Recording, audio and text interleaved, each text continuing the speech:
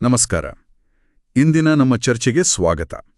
ನಾವು ಇವತ್ತು ಯಂತ್ರ ಕಲಿಕೆ ಅಂದರೆ ಮಷೀನ್ ಲರ್ನಿಂಗ್ ML ಅಂತಾರಲ್ಲ, ಅದರ ಬೇಸಿಕ್ಸ್ ಬಗ್ಗೆ ಸ್ವಲ್ಪ ಡೀಪ್ ಆಗಿ ನೋಡೋಣ.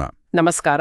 ಮುಖ್ಯವಾಗಿ ನಮ್ಮ VTU ಸ್ಟೂಡೆಂಟ್ಸ್ ಗಮನದಲ್ಲಿಟ್ಕೊಂಡು BSc 602 ಪೇಪರ್ ಇದೆಯಲ್ಲ, ಅದರ ಮಾಡ್ಯೂಲ್ 1 ಅದರಲ್ಲಿ ಬರುವ ಪ್ರಮುಖ ವಿಷಯಗಳನ್ನ ಕವರ್ ಮಾಡೋಣ ಅನ್ಕೊಂಡಿದೀವಿ. ಹೌದು, ಖಂಡಿತ. ML ಅಂದ್ರೆ ಏನು, ಅದರಲ್ಲಿ ಏನೇನು ಟೈಪ್ಸ್ ಇದೆ, ಡೇಟಾ ಯಾಕೆ ಅಷ್ಟು ಮುಖ್ಯ, ಆ ಡೇಟಾವನ್ನ ಹೇಗೆ ರೆಡಿ ಮಾಡ್ಕೋಬೇಕು, ಹೀಗೆ ಬೇಸಿಕ್ಸ್ ಕ್ಲಿಯರ್ ಮಾಡ್ಕೊಳ್ಳೋಣ.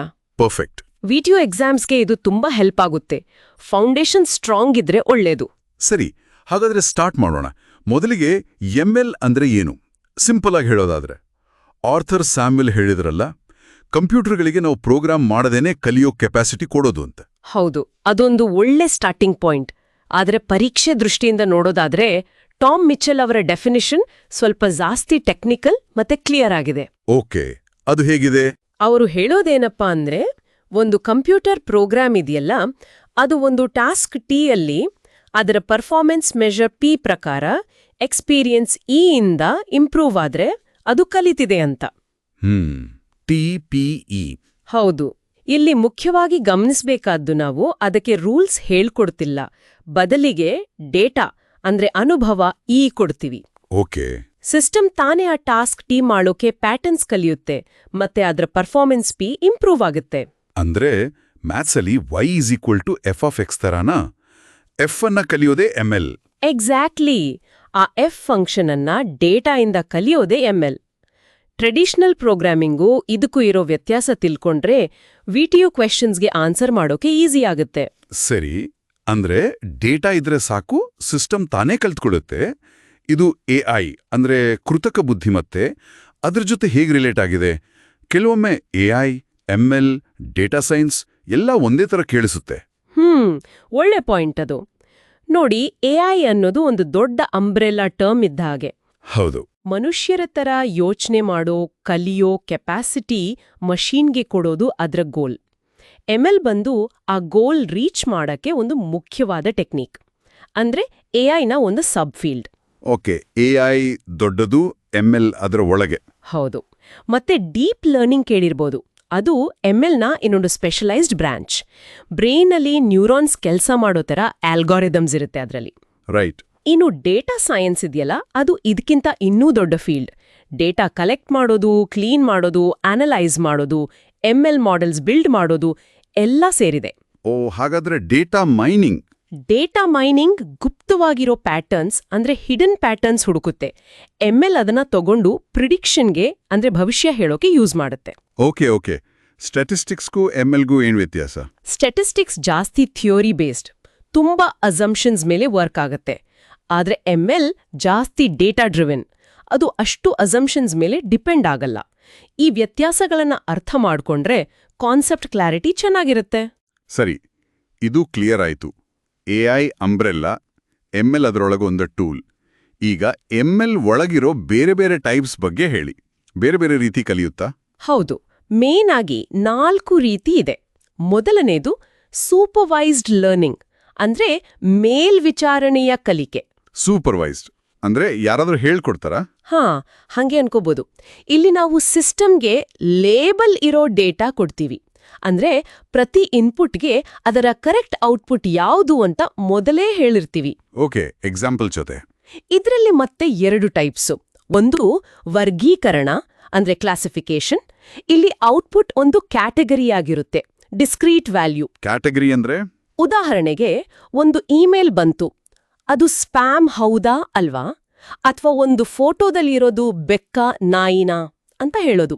Decision tree, SVM, naive Bayes ಇವೆಲ್ಲ ಕ್ಲಾಸಿಫಿಕೇಶನ್ ಅಲ್ಗೋರಿದಮ್ಸ್. VTU ಸಿಲೆಬಸ್ ಅಲ್ಲೂ ಇವೆ. Okay, spam not spam, cat dog. ಸರಿ, ಇನ್ನೊಂದು ಟೈಪ್. ಇನ್ನೊಂದು ರಿಗ್ರೆಷನ್. ಇಲ್ಲಿ ಔಟ್ಪುಟ್ ಒಂದು ಕಂಟಿನ್ಯೂಸ್ ನಂಬರ್ ಆಗಿರುತ್ತೆ. Continuous number? ಹೌದು. ಉದಾಹರಣೆಗೆ, ಒಬ್ಬರ ಎಕ್ಸ್ಪೀರಿಯನ್ಸ್ ಇಷ್ಟು ವರ್ಷ ಇದ್ರೆ ಸ್ಯಾಲರಿ ಎಷ್ಟು ಇರ್ಬೋದು ಅಂತ ಪ್ರಿಡಿಕ್ಟ್ ಮಾಡೋದು, ಅಥವಾ ಒಂದು ಮನೆ ಇಷ್ಟು ಸ್ಕ್ವೇರ್ ಫೀಟ್ ಇದ್ರೆ ಅದರ ಬೆಲೆ ಎಷ್ಟು ಅಂತ ಹೇಳೋದು. ಲೀನಿಯರ್ ರಿಗ್ರೆಷನ್ ಇದಕ್ಕೆ ಒಂದು ಕ್ಲಾಸಿಕ್ ಎಕ್ಸಾಂಪಲ್. ಅರ್ಥ ಆಯ್ತು. ಸೂಪರ್ವೈಸ್ಡ್ ಅಲ್ಲಿ ನಮಗೆ ಆನ್ಸರ್ ಮೊದಲೇ ಗೊತ್ತಿರುತ್ತೆ, ಆದರೆ ರಿಯಲ್ ವರ್ಲ್ಡ್ ಅಲ್ಲಿ ಯಾವಾಗ್ಲೂ ಹೀಗೆ ಲೇಬಲ್ ಮಾಡಿರೋ ಡೇಟಾ ಸಿಗುತ್ತಾ? ಅದು ಕಷ್ಟ ಅಲ್ವಾ? ಎಕ್ಸಾಕ್ಟ್ಲಿ. ತುಂಬಾ ಒಳ್ಳೆ ಪ್ರಶ್ನೆ. ಅದಕ್ಕೋಸ್ಕರನೇ ಎರಡನೇ ಮೇನ್ ಟೈಪ್ ಅನ್ಸೂಪರ್ವೈಸ್ಡ್ ಲರ್ನಿಂಗ್, ಅಂದ್ರೆ ಮೇಲ್ವಿಚಾರಣೆ ಇಲ್ಲದ ಕಲಿಕೆ. ಓಕೆ, ಇಲ್ಲಿ ಲೇಬಲ್ ಇರಲ್ವಾ? ಕರೆಕ್ಟ್. ಇಲ್ಲಿ ನಾವು ಲೇಬಲ್ ಇಲ್ಲದ ಡೇಟಾ ಕೊಡ್ತೀವಿ. ಸಿಸ್ಟಮ್ ತಾನೇ ಅದರಲ್ಲಿರೋ ಏನಾದ್ರೂ ಪ್ಯಾಟರ್ನ್ಸ್ ಅಥವಾ ಗ್ರೂಪ್ಸ್ ಇದೆಯಾ ಅಂತ ಕಂಡುಹಿಡಿಬೇಕು. ಅದು ಹೇಗೆ? ಇದರಲ್ಲೂ ಎರಡು ಮುಖ್ಯ ವಿಧ ಇದೆ. ಒಂದು ಕ್ಲಸ್ಟರ್ ಅನಾಲಿಸಿಸ್, ಒಂದೇ ತರ ಇರೋ ಡೇಟಾ ಪಾಯಿಂಟ್ಸ್ನೆಲ್ಲ ಒಟ್ಟಿಗೆ ಸೇರಿಸಿ ಗುಂಪು ಮಾಡೋದು. ಉದಾಹರಣೆಗೆ ಹಾಕ್ಬೋದು. ಮಾರ್ಕೆಟಿಂಗ್ ಎಲ್ಲ ಯೂಸ್ ಆಗುತ್ತೆ. ಕೆ ಮೀನ್ಸ್ ಅನ್ನೋ ಅಲ್ಗಾರಿದಮ್ ಇಲ್ಲಿ ತುಂಬಾ ಪಾಪ್ಯುಲರ್. ಪ್ರಾಜೆಕ್ಟ್ಸ್ ಅಲ್ಲೆಲ್ಲ ಇದನ್ನ ಮೊದಲು ಟ್ರೈ ಮಾಡ್ತಾರೆ. Okay, K means. ಇನ್ನೊಂದು ವಿಧ, ಇನ್ನೊಂದು ಡೈಮೆನ್ಷನಾಲಿಟಿ ರಿಡಕ್ಷನ್. ಹೆಸರೇ ಹೇಳೋ ಹಾಗೆ ಡೈಮೆನ್ಷನ್ ಕಡಿಮೆ ಮಾಡೋದಾ? ಹೌದು. ಈಗ ನಮ್ಮ ಹತ್ರ ಒಂದು ಡೇಟಾ ಸೆಟ್ ಇದೆ. ಅದರಲ್ಲಿ ನೂರಾರು ಕಾಲಮ್ಸ್, ಫೀಚರ್ಸ್ ಇದೆ ಅನ್ಕೊಳ್ಳಿ. ಅಷ್ಟೊಂದು ಫೀಚರ್ಸ್ ಇದ್ರೆ ಕ್ಯಾಲ್ಕ್ಯುಲೇಷನ್ ತುಂಬಾ ಕಷ್ಟ ಆಗುತ್ತೆ. ಹೌದು. ಸೊ ಡೈಮೆನ್ಷನಾಲಿಟಿ ರಿಡಕ್ಷನ್ ಟೆಕ್ನಿಕ್ಸ್ ಏನ್ ಮಾಡುತ್ತೆ ಅಂದ್ರೆ, ಆ ಇನ್ಫಾರ್ಮೇಶನ್ ಲಾಸ್ ಆಗದ ಹಾಗೆ ಮುಖ್ಯವಾದ ಫೀಚರ್ಸ್ ಮಾತ್ರ ಉಳಿಸ್ಕೊಂಡು ಕಾಲಮ್ಗಳ ಸಂಖ್ಯೆಯನ್ನ ಕಡಿಮೆ ಮಾಡುತ್ತೆ. ಡೇಟಾ ಸೈಜ್ ಚಿಕ್ಕದಾಗುತ್ತೆ, ಅನಾಲಿಸಿಸ್ ಸ್ಪೀಡ್ ಆಗುತ್ತೆ. ಇಂಟ್ರೆಸ್ಟಿಂಗ್. ಇದು ಎರಡನೇ ಟೈಪ್ ಆಯ್ತು. ಇನ್ನು ಉಳಿದ ಎರಡು ಯಾವ್ದು ಹೇಳಿದ್ರಿ? ಮೂರನೆಯದು ಸೆಮಿ ಸೂಪರ್ವೈಸ್ಡ್ ಲರ್ನಿಂಗ್. ಇದು ಸೂಪರ್ವೈಸ್ಡ್ ಮತ್ತೆ ಅನ್ಸೂಪರ್ವೈಸ್ಡ್ ಎರಡರ ಮಿಕ್ಸ್ಚರ್ ಇದ್ದ ಹಾಗೆ. ಸ್ವಲ್ಪ ಲೇಬಲ್ಡ್ ಡೇಟಾ ಇರುತ್ತೆ, ತುಂಬಾ ಜಾಸ್ತಿ ಅನ್ಲೇಬಲ್ಡ್ ಡೇಟಾ ಇರುತ್ತೆ. ಓಕೆ. ನಾಲ್ಕನೆಯದು ರೀಇನ್ಫೋರ್ಸ್ಮೆಂಟ್ ಲರ್ನಿಂಗ್. ಇದು ಸ್ವಲ್ಪ ಡಿಫರೆಂಟ್. ಇಲ್ಲಿ ಒಂದು ಏಜೆಂಟ್ ಇರುತ್ತೆ, ಅದು ಎನ್ವೈರನ್ಮೆಂಟ್ ಜೊತೆ ಇಂಟರಾಕ್ಟ್ ಮಾಡಿ ಟ್ರಯಲ್ ಅಂಡ್ ಎರರ್ ಮೂಲಕ ಕಲಿಯುತ್ತೆ. ಸರಿ ಮಾಡಿದ್ರೆ ರಿವಾರ್ಡ್, ತಪ್ಪು ಮಾಡಿದ್ರೆ ಪೆನಾಲ್ಟಿ. ಗೇಮ್ಸ್ ಆಡೋ ಕಂಪ್ಯೂಟರ್ ತರಾನ? ಹೌದು. ಚೆಸ್ ಆಡೋ ಎಐ ಅಥವಾ ಒಂದು ರೋಬೋಟ್ ದಾರಿ ಕಂಡುಹಿಡಿಯೋದು, ಇದೆಲ್ಲ reinforcement learning examples. Great. So ಈ ಎಲ್ಲ ಟೈಪ್ಸ್ಗೂ ಡೇಟಾನೇ ಬೇಸ್ ಅಲ್ವಾ? ಡೇಟಾ ಅಂದ್ರೆ ಬರೀ ಫ್ಯಾಕ್ಟ್ಸ್ ಅಷ್ಟೇನಾ? ಹೌದು. ಮೂಲಭೂತವಾಗಿ ಡೇಟಾ ಅಂದ್ರೆ ರಾ ಫ್ಯಾಕ್ಟ್ಸ್. ಅದನ್ನ ಪ್ರಾಸೆಸ್ ಮಾಡಿದಾಗ, ಅದಕ್ಕೆ ಒಂದು ಅರ್ಥ ಬಂದಾಗ ಅದು ಮಾಹಿತಿ, ಇನ್ಫಾರ್ಮೇಶನ್ ಆಗುತ್ತೆ. ಓಕೆ. ಆ ಇನ್ಫಾರ್ಮೇಶನ್ನ ವಿಶ್ಲೇಷಣೆ ಮಾಡಿ ಅದರಿಂದ ಏನಾದ್ರೂ ಕನ್ಕ್ಲೂಷನ್ ಡ್ರಾ ಮಾಡಿದ್ರೆ ಅದು ಜ್ಞಾನ, ನಾಲೆಡ್ಜ್. ಆ ನಾಲೆಡ್ಜ್ ಅನ್ನ ನಾವು ಪ್ರಾಬ್ಲಮ್ ಸಾಲ್ವ್ ಮಾಡೋಕೆ ಅಪ್ಲೈ ಮಾಡಿದಾಗ ಅದು ಬುದ್ಧಿಮತ್ತೆ, ಇಂಟೆಲಿಜೆನ್ಸ್. ಎಂಎಲ್ನ ಅಲ್ಟಿಮೇಟ್ ಗೋಲ್ ಈ ಇಂಟೆಲಿಜೆನ್ಸ್ನ ಮಷೀನ್ಸ್ ಅಲ್ಲಿ ತರೋದು. ಸೂಪರ್. ಹಾಗಾದ್ರೆ ಈಗ ಬಿಗ್ ಡೇಟಾ ಅಂತ ತುಂಬಾ ಕೇಳ್ತೀವಲ್ಲ, ಏನಿದು ಬಿಗ್ ಡೇಟಾ? 6B ಬಗ್ಗೆ ಹೇಳ್ತಾರಲ್ಲ? ಹೌದು. ಇವತ್ತಿನ ಡಿಜಿಟಲ್ ವರ್ಲ್ಡ್ ಅಲ್ಲಿ ನಾವು ಪ್ರೊಡ್ಯೂಸ್ ಮಾಡ್ತಿರೋ ಡೇಟಾ ಪ್ರಮಾಣ ಇದೆಯಲ್ಲ, ಅದು ಅನ್ಇಮ್ಯಾಜಿನಬಲ್. ಅದನ್ನೇ ಬಿಗ್ ಡೇಟಾ ಅನ್ನೋದು. ಓಕೆ, ತುಂಬಾ ದೊಡ್ಡ ಸೈಜ್ ಇರುತ್ತೆ. ಬರೀ ಸೈಜ್ ಅಷ್ಟೇ ಅಲ್ಲ, ಅದನ್ನ ಡಿಸ್ಕ್ರೈಬ್ ಮಾಡೋಕೆ ವಿಗಳು ಬಂದಿವೆ. ಮುಖ್ಯವಾಗಿ 6 ವಿಗಳಿವೆ. 1. ವಾಲ್ಯೂಮ್, ಪ್ರಮಾಣ. ಡೇಟಾದ ಗಾತ್ರ, ಟೆರಾಬೈಟ್ಸ್, ಪೆಟಾಬೈಟ್ಸ್, ಅದಕ್ಕಿಂತ ಜಾಸ್ತಿ. ಇದನ್ನ ಸ್ಟೋರ್ ಮಾಡೋದೇ ಚಾಲೆಂಜ್. 2. ವೆಲಾಸಿಟಿ, ವೇಗ. ಡೇಟಾ ಎಷ್ಟು ಸ್ಪೀಡಾಗಿ ಜನರೇಟ್ ಆಗುತ್ತೆ ಮತ್ತೆ ಅದನ್ನ ಎಷ್ಟು ಬೇಗ ಪ್ರಾಸೆಸ್ ಮಾಡಬೇಕು ಅನ್ನೋದು. Social media feeds, sensor data ಎಲ್ಲ ಯೋಚನೆ ಮಾಡಿ. 3. ವೆರೈಟಿ, ವೈವಿಧ್ಯತೆ. ಡೇಟಾ ಬರೀ ನಂಬರ್ಸ್, ಟೆಕ್ಸ್ಟ್ ಅಲ್ಲ, images, videos, audio, log files, ಹೀಗೆ ನಾನಾ ಥರ ಇರುತ್ತೆ. ಹೌದು ಹೌದು. ಇನ್ನು ವೆರಾಸಿಟಿ ಅಂದ್ರೆ ಡೇಟಾದ ನಿಖರತೆ. ವ್ಯಾಲಿಡಿಟಿ ಅಂದ್ರೆ ಅದು ನಮ್ಮ ಉದ್ದೇಶಕ್ಕೆ ಸರಿ ಇದೆಯಾ, ಮತ್ತೆ ವ್ಯಾಲ್ಯೂ ಅಂದ್ರೆ ಆ ಡೇಟಾಯಿಂದ ನಮ್ಗೆ ಸಿಗೋ ಬೆಲೆ. ಇವೆಲ್ಲವೂ ಬಿಗ್ ಡೇಟಾದ ಲಕ್ಷಣಗಳು. ವಾವ್! ಇಷ್ಟು ದೊಡ್ಡ, ಇಷ್ಟು ವೆರೈಟಿ ರೋ ಡೇಟಾ ಸಾಮಾನ್ಯವಾಗಿ ಡರ್ಟಿ ಆಗಿರುತ್ತೆ, ಅಂದ್ರೆ ಕೊಳಕಾಗಿರುತ್ತೆ ಅಂತಾರೆ. ಹಂಗಂದ್ರೆ ಏನು? ಪ್ರಾಜೆಕ್ಟ್ಸ್ ಮಾಡಬೇಕಾದ್ರೆ ಇದು ನಿಜವಾಗ್ಲೂ ಪ್ರಾಬ್ಲಮ್ ಕೊಡುತ್ತಾ? ಖಂಡಿತವಾಗ್ಲೂ. ಇದು ಪ್ರಾಕ್ಟಿಕಲ್ ಆಗಿ ತುಂಬಾ ದೊಡ್ಡ ಚಾಲೆಂಜ್. ಡರ್ಟಿ ಡೇಟಾ ಅಂದ್ರೆ ಅದರಲ್ಲಿ ತಪ್ಪುಗಳಿರುತ್ತೆ. ಹೇಗಿರ್ಬೋದು ತಪ್ಪುಗಳು? ಕೆಲವು ಕಡೆ ವ್ಯಾಲ್ಯೂಸ್ ಇರಲ್ಲ, ಮಿಸ್ಸಿಂಗ್ ವ್ಯಾಲ್ಯೂಸ್. ಈಗ ಏಜ್ ಕಾಲಮ್ ಅಲ್ಲಿ ನೆಗೆಟಿವ್ ನಂಬರ್ ಇರ್ಬೋದು, ಇನ್ಕರೆಕ್ಟ್. ಒಂದೇ ರೆಕಾರ್ಡ್ 2 ಸಲ ಬಂದಿರ್ಬೋದು, ಡೂಪ್ಲಿಕೇಟ್. ಓಕೆ. ಅಥವಾ ಡೇಟಾದಲ್ಲಿ ಅಸಮಂಜಸತೆ ಇರ್ಬೋದು.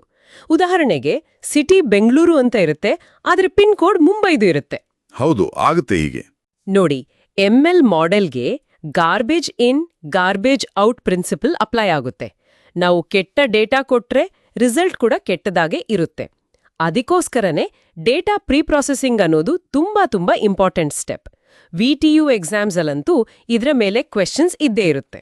ಹಾಗಾದ್ರೆ ಈ ಡೇಟಾವನ್ನ ಕ್ಲೀನ್ ಮಾಡಕ್ಕೆ, ಅಂದ್ರೆ ಪ್ರೀಪ್ರಾಸೆಸ್ ಮಾಡಕ್ಕೆ ಏನೆಲ್ಲ ಮಾಡ್ತಾರೆ? ಮುಖ್ಯವಾದ ಸ್ಟೆಪ್ಸ್ ಯಾವುದು? ಅದರಲ್ಲಿ ಕೆಲವು ಮುಖ್ಯವಾದ ಹಂತಗಳು ಇವೆ. ಮೊದಲನೆಯದು ಮಿಸ್ಸಿಂಗ್ ಡೇಟಾ ಹ್ಯಾಂಡಲ್ ಮಾಡೋದು. ಈಗ ಒಂದು ರೋನಲ್ಲಿ ತುಂಬಾ ವ್ಯಾಲ್ಯೂಸ್ ಮಿಸ್ ಆಗಿದ್ರೆ ಆ ರೋನೇ ಡಿಲೀಟ್ ಮಾಡಬಹುದು. ಆದ್ರೆ ಡೇಟಾ ಕಡಿಮೆ ಇದ್ರೆ ಹಾಗೆ ಮಾಡೋಕ್ಕಾಗಲ್ಲ.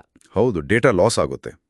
ಆಗ ಏನ್ ಮಾಡ್ತಾರೆ ಅಂದ್ರೆ ಆ ಮಿಸ್ಸಿಂಗ್ ವ್ಯಾಲ್ಯೂ ಜಾಗದಲ್ಲಿ ಆ ಕಾಲಮ್ನ ಸರಾಸರಿ ಮೀನ್ ಅಥವಾ ಮೀಡಿಯನ್ ಹಾಕ್ತಾರೆ. ಕ್ಯಾಟಗರಿ ಡೇಟಾ ಆದ್ರೆ ಮೋಸ್ಟ್ ಫ್ರೀಕ್ವೆಂಟ್ ವ್ಯಾಲ್ಯೂ ಮೋಡ್ ಹಾಕ್ತಾರೆ. ಓಕೆ, ಮೀನ್, ಮೀಡಿಯನ್, ಮೋಡ್. ಎರಡನೆಯದು ನಾಯ್ಸ್ ಅಥವಾ ಔಟ್ಲೈಯರ್ಸ್ ತೆಗೆಯೋದು. ನಾಯ್ಸ್ ಅಂದ್ರೆ ಡೇಟಾದಲ್ಲಿರೋ ಸಣ್ಣ ಪುಟ್ಟ ಎರರ್ಸ್.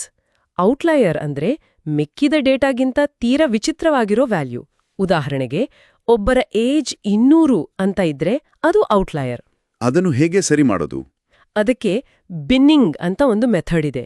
ಡೇಟಾವನ್ನ ಸಣ್ಣ ಸಣ್ಣ ಗ್ರೂಪ್ಸ್ ಅಂದ್ರೆ ಬಿನ್ಸ್ ಆಗಿ ಡಿವೈಡ್ ಮಾಡಿ ಪ್ರತಿ ಬಿನ್ ಒಳಗಿರೋ ವ್ಯಾಲ್ಯೂಸ್ನ ಸ್ಮೂತ್ ಮಾಡ್ತಾರೆ. ಅಂದ್ರೆ ಆ ಬಿನ್ನ ಮೀನ್ ಅಥವಾ ಬೌಂಡ್ರಿ ವ್ಯಾಲ್ಯೂಸ್ ಇಂದ ರೀಪ್ಲೇಸ್ ಮಾಡ್ತಾರೆ. Okay, binning. ಮೂರನೆಯದು ಡೇಟಾ ಇಂಟಿಗ್ರೇಷನ್ ಅಂದ್ರೆ ಬೇರೆ ಬೇರೆ ಸೋರ್ಸಿಂದ ಬಂದಿರೋ ಡೇಟಾವನ್ನ ಒಟ್ಟಿಗೆ ಸೇರಿಸೋದು. ನಾಲ್ಕನೆಯದು ಮತ್ತು ತುಂಬಾ ಮುಖ್ಯವಾದದ್ದು ಡೇಟಾ ಟ್ರಾನ್ಸ್ಫಾರ್ಮೇಷನ್. ಡೇಟಾವನ್ನ ಅಲ್ಗಾರಿದಮ್ಗೆ ಸರಿ ಹೊಂದುವ ಫಾರ್ಮೆಟ್ಗೆ ತರೋದು. ಇದರಲ್ಲಿ ಏನಾದ್ರೂ ಟೆಕ್ನಿಕ್ಸ್ ಇದೆಯಾ? ಹೌದು, ಇದರಲ್ಲಿ ನಾರ್ಮಲೈಸೇಷನ್ ಅನ್ನೋದು ಬಹಳ ಇಂಪಾರ್ಟೆಂಟ್. ನಾರ್ಮಲೈಸೇಷನ್? ಹೌದು. ಈಗ ಒಂದು ಕಾಲಮ್ ಅಲ್ಲಿ ಸ್ಯಾಲರಿ ಇದೆ, ಲಕ್ಷಗಳಲ್ಲಿರುತ್ತೆ. ಇನ್ನೊಂದು ಕಾಲಮ್ ಅಲ್ಲಿ ಏಜ್ ಇದೆ, ಡಬಲ್ ಡಿಜಿಟಲ್ ಇರುತ್ತೆ. ಹೌದು, ಸ್ಕೇಲ್ ಬೇರೆ ಬೇರೆ. ಕೆಲವು ಅಲ್ಗಾರಿದಮ್ಸ್ ದೊಡ್ಡ ವ್ಯಾಲ್ಯೂಸ್ ಇರೋ ಕಾಲಮ್ಗೆ ಜಾಸ್ತಿ ಇಂಪಾರ್ಟೆನ್ಸ್ ಕೊಡೋ ಚಾನ್ಸ್ ಇರುತ್ತೆ. ಅದನ್ನ ಅವಾಯ್ಡ್ ಮಾಡೋಕೆ ಎಲ್ಲಾ ಕಾಲಮ್ ವ್ಯಾಲ್ಯೂಸ್ನ ಒಂದೇ ರೇಂಜ್ಗೆ ಅಂದ್ರೆ ಒಂದೇ ಸ್ಕೇಲ್ಗೆ ತರೋದೇ ನಾರ್ಮಲೈಸೇಷನ್. ಓಕೆ, ಅದನ್ನ ಹೇಗ್ ಮಾಡ್ತಾರೆ? ಫಾರ್ಮುಲಾ ಏನಾದ್ರೂ ಇದೆಯಾ? ಹೌದು, 2 ಪಾಪ್ಯುಲರ್ ಮೆಥಡ್ಸ್ ಇದೆ. ಒಂದು ಮಿನ್ ಮ್ಯಾಕ್ಸ್ ಸ್ಕೇಲಿಂಗ್. ಇದು ವ್ಯಾಲ್ಯೂಸ್ನ 0 ಇಂದ 1ರ ಮಧ್ಯಕ್ಕೆ ತರುತ್ತೆ. ಫಾರ್ಮ್ಯುಲಾ ಹೊಸ value is equal to original value minus minimum value divided by maximum value minus minimum value. Image processing ಅಲ್ಲಿ ಪಿಕ್ಸೆಲ್ ವ್ಯಾಲ್ಯೂಸ್ಗೆಲ್ಲ ಇದು ಯೂಸ್ ಆಗುತ್ತೆ. ಇನ್ನೊಂದು ಝಿ ಸ್ಕೋರ್ ನಾರ್ಮಲೈಸೇಷನ್ ಅಥವಾ ಸ್ಟ್ಯಾಂಡರ್ಡೈಸೇಷನ್. ಇದು ಡೇಟಾವನ್ನ ಟ್ರಾನ್ಸ್ಫಾರ್ಮ್ ಮಾಡಿ ಅದರ ಮೀನ್ 0 ಆಗುತ್ತೆ, ಸ್ಟ್ಯಾಂಡರ್ಡ್ ಡಿವಿಯೇಷನ್ 1 ಆಗುತ್ತೆ. Formula Z is equal to original value minus mean divided by standard deviation. ಇದು ಔಟ್ಲೈಯರ್ಸ್ ಇದ್ರೂ ಸ್ವಲ್ಪ ಕಡಿಮೆ ಎಫೆಕ್ಟ್ ಆಗುತ್ತೆ. ಓಕೆ, ಮಿನ್ ಮ್ಯಾಕ್ಸ್ ಮತ್ತೆ ಝಿ ಸ್ಕೋರ್. ಹೌದು, ಇವುಗಳನ್ನ ಅಪ್ಲೈ ಮಾಡಿದ್ರೆ ಅಲ್ಗಾರಿದಮ್ ಪರ್ಫಾರ್ಮೆನ್ಸ್ ಇಂಪ್ರೂವ್ ಆಗುತ್ತೆ. ಕೊನೆಯದಾಗಿ ಡೇಟಾ ರಿಡಕ್ಷನ್. ಅನಾಲಿಸಿಸ್ ಕ್ವಾಲಿಟಿ ಕಮ್ಮಿ ಆಗದ ಹಾಗೆ ಡೇಟಾ ಸೈಜ್ ಕಡಿಮೆ ಮಾಡೋದು. ಆಗ್ಲೇ ಹೇಳಿದ್ವಲ್ಲ, ಡೈಮೆನ್ಷನಾಲಿಟಿ ರಿಡಕ್ಷನ್, ಅದು ಒಂದು ಉದಾಹರಣೆ. ವಾವ್, ತುಂಬಾ ಚೆನ್ನಾಗಿ ವಿವರಿಸಿದ್ರಿ. ಸೊ ಯಂತ್ರಕಲಿಕೆ ಅಂದ್ರೇನು, ಅದರ ಬೇರೆ ಬೇರೆ ಟೈಪ್ಸ್, ಡೇಟಾ ಯಾಕೆ ಇಂಪಾರ್ಟೆಂಟ್, ಬಿಗ್ ಡೇಟಾ ಅಂದ್ರೇನು, ಮತ್ತೆ ಮುಖ್ಯವಾಗಿ ಆ ಡೇಟಾವನ್ನ ಹೇಗೆ ಕ್ಲೀನ್ ಮಾಡಿ ಪ್ರಿಪೇರ್ ಮಾಡಬೇಕು ಅನ್ನೋದು ವಿಟಿಯು ಪರೀಕ್ಷಾ ದೃಷ್ಟಿಯಿಂದ ತುಂಬಾ ಕ್ಲಿಯರ್ ಆಯಿತು. ಹೌದು, ಈ ಬೇಸಿಕ್ಸ್ ಅಂದ್ರೆ ಮಾಡ್ಯೂಲ್ 1 ಕಾನ್ಸೆಪ್ಟ್ಸ್ ಕ್ಲಿಯರ್ ಆಗಿದ್ರೆ ನೆಕ್ಸ್ಟ್ ಮಾಡ್ಯೂಲ್ಸ್ ಅಲ್ಲಿ ಬರೋ PCA, candidate elimination, KNN, decision trees, base theorem, ANN, clustering, reinforcement learning ಇವೆಲ್ಲ ಅರ್ಥ ಮಾಡ್ಕೊಳ್ಳೋಕೆ ತುಂಬಾನೇ ಈಸಿ ಆಗುತ್ತೆ. ಖಂಡಿತವಾಗ್ಲು. ಯಾಕಂದ್ರೆ ಎಲ್ಲವೂ ಈ ಫಂಡಮೆಂಟಲ್ಸ್ ಮೇಲೇನೆ ಬಿಲ್ಡ್ ಆಗಿರೋದು. ಹೌದು, ಕೇಳುಗರಿಗೆ ಒಂದು ಸಣ್ಣ ಹೋಮ್ವರ್ಕ್ ತರ. ನಾವು ದಿನಾಲೂ ಯೂಸ್ ಮಾಡೋ ಅಪ್ಲಿಕೇಶನ್ಸ್, ಈಗ ಯೂಟ್ಯೂಬ್ ರೆಕಮೆಂಡೇಶನ್ಸ್ ಇರ್ಬೋದು, ಫೋನಲ್ಲಿರೋ ಫೇಸ್ ರೆಕಗ್ನಿಷನ್ ಇರ್ಬೋದು, ಅಥವಾ ಗೂಗಲ್ ಟ್ರಾನ್ಸ್ಲೇಟ್. ಇವುಗಳಲ್ಲಿ ಇವತ್ತು ನಾವು ಮಾತಾಡಿದ ಯಾವ ML concepts, supervised, unsupervised et cetera, ಕೆಲಸ ಮಾಡ್ತಿರ್ಬೋದು ಅಂತ ಸ್ವಲ್ಪ ಯೋಚನೆ ಮಾಡಿ ನೋಡಿ. ಹೌದು, ಒಳ್ಳೆ ಚಿಂತನೆ. ಸರಿ, ಇವತ್ತಿನ ಚರ್ಚೆಯನ್ನ ಇಲ್ಲಿಗೆ ಮುಗಿಸೋಣ. ಇನ್ನೊಂದು ವಿಷಯದ ಆಳವಾದ ವಿಶ್ಲೇಷಣೆಯೊಂದಿಗೆ ಮತ್ತೆ ಸಿಗೋಣ. ಎಲ್ಲರಿಗೂ ಧನ್ಯವಾದಗಳು. ಧನ್ಯವಾದಗಳು.